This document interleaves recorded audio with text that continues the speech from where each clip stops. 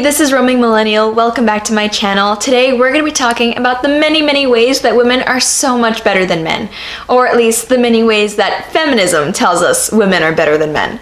And first, just a quick shout out to our sponsors at TradeGenius.com. If you're interested in getting involved in trading stocks or cryptocurrencies, members who subscribe to Trade Genius have access to their algorithm. It analyzes market trends and gives you notifications of when might be a good time to buy or sell. Plus, if you're new to investments and finance but you would like to know more, Trade Genius Academy offers tons of online classes.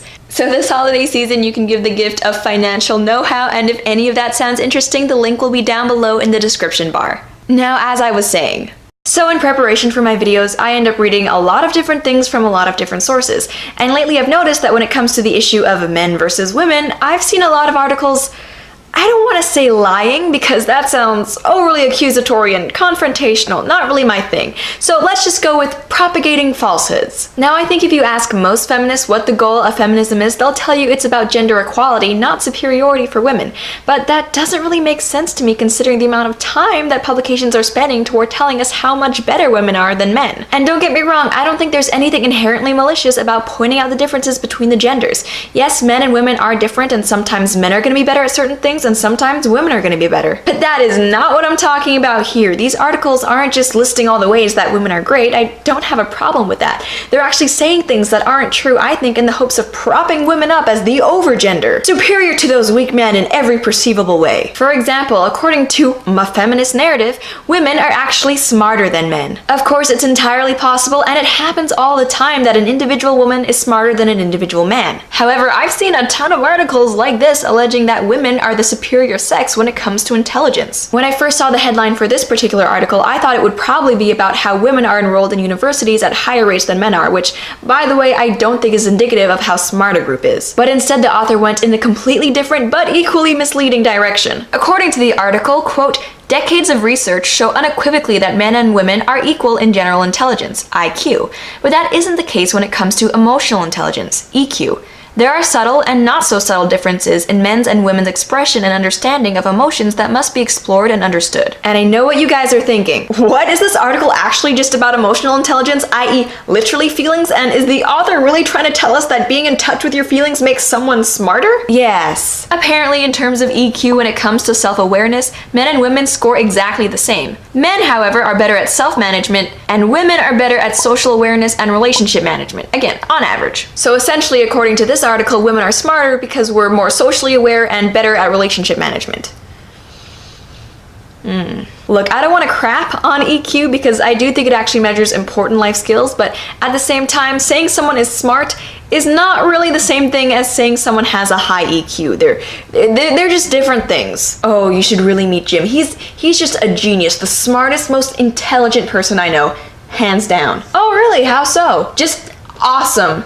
Social awareness, just so socially aware, and the relationship management, unrivaled, unparalleled relationship management. You've never had a relationship so well managed. No, that's just not how we use those words. Honestly, no shade intended toward the high EQ scores of women, really, that's fantastic, but I do feel like this article and others like it are just looking for an excuse to call women smarter than men, even though that's not what the data they're using actually says. Scientists at Erasmus University concluded that, quote, men's average IQ is 4 points above women's because their brains are typically larger. Now, since there is absolutely in no way, shape, or form bias toward feminism and women in our society, we would of course expect these findings regarding men's higher average IQ to be met with the same acceptance and interest as the studies regarding women's higher EQ, right? No. As this article explains, historical bigotry has seen women denied the right to vote and own property, often on the basis that their brains were physically smaller, leading to the incorrect assumption that they are less intelligent. But author and science journalist Angela Saini says this is not the case, and the latest study is part of a long-running attempt by male neuroscientists to undermine women. As Ms. Saini explains in a very scientific way, for more than 100 years, male anatomists and neuroscientists have sought to find evidence of women's intellectual inferiority by comparing their brains to those of men. It's surprising that in the 21st century, those efforts haven't ended. So basically, it seems like her critique of this scientific study comes down to the fact that she finds the results sexist, which isn't a scientifically valid criticism at all, but hey, what can we expect? She is a woman. And of course, the article concludes by mentioning that, quote, however, some studies have shown that EQ, emotional intelligence, is a more effective indicator of success in the workplace and wider life. And BT dubs, women typically score higher than men on this measure. Data objectivity though. And regarding IQ, for what it's worth, most of the sources I've seen have seemed to confirm that there's not much difference between the average IQs of men and women. However, there is a huge difference between the bell curves of the two sexes, with women being much more clustered around the mean than men are. What this means is that if there's a super genius out there, he's more likely to be a man. But if there's an intellectually challenged paste eater out there, he's also more likely to be a man. Basically, the question of which sex is smarter can be answered in a lot of ways, but definitely not by saying women smart because feelings. And next up, I'd like to talk about how apparently, and this is my favorite one, science proves that women are stronger than men. Yeah, they're just totally making random stuff up. We may be graced with the dubious title of being the weaker sex, but people are finally starting to wake up to the power of what it means to be a woman. Whether it's battling ailments such as illnesses and disease, or simply living a longer life, it appears that women truly are stronger than men, and researchers have found the data to prove it. And again, I know what you're gonna say. So they're actually using the fact that women have a longer average life expectancy than men to say that women are stronger. You see, this is what I love about feminism. Words have no meaning. You say whatever. Science means whatever you feel like it should mean. Stephen Austed, chair of the biology department at the University of Alabama, found that 12 of the 15 most common causes of death, which include cancer and heart disease, killed women at a lower rate than men. For the 3 remaining causes, both sexes had a similar likelihood of dying from Parkinson's or a stroke, while women were only more likely than men to die of Alzheimer's disease.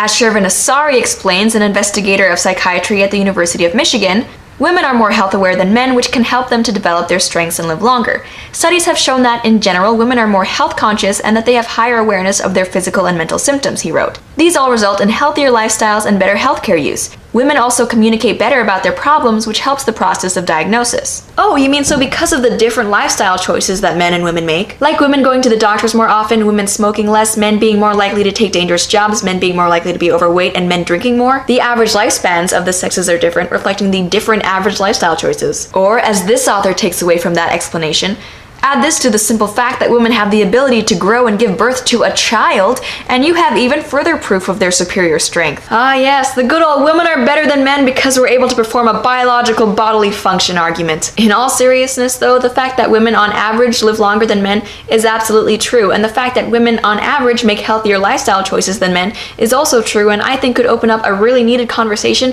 about how our society encourages people to make healthy decisions. But why do you have to go around saying that, oh look, women are stronger than men? Why not just say something more accurate like women more health conscious than men, or women live longer than men? Is it maybe because those things don't do as good of a job enforcing your sense of female superiority?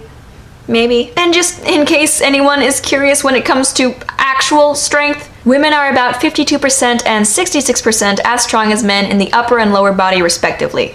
I don't know, in case anybody cares about that. When I release this video, I'm sure there's gonna be a ton of people out there wondering why I'm just so keen to tear women down and assert that we're just not as good as men. It's probably that internalized misogyny I have going on. It is known that on average, men score higher or are better than women in some areas. Men are stronger, faster, tend to excel at STEM, have a higher pain tolerance. But for every area that's true, there's another area where women are the ones who excel. Women have better memories, taste, and hearing, and stronger language capabilities. You might say it's almost as if men and women evolved alongside each other to live together and cooperate with one another instead of living in opposition with each other. And of course, that's not even mentioning the fact that group averages don't necessarily apply to individuals within that group. For example, just because men on average handle stress better than women, despite what you might be hearing from some places, and seriously, this is one of the ones that's most easily debunked, I mean, come on.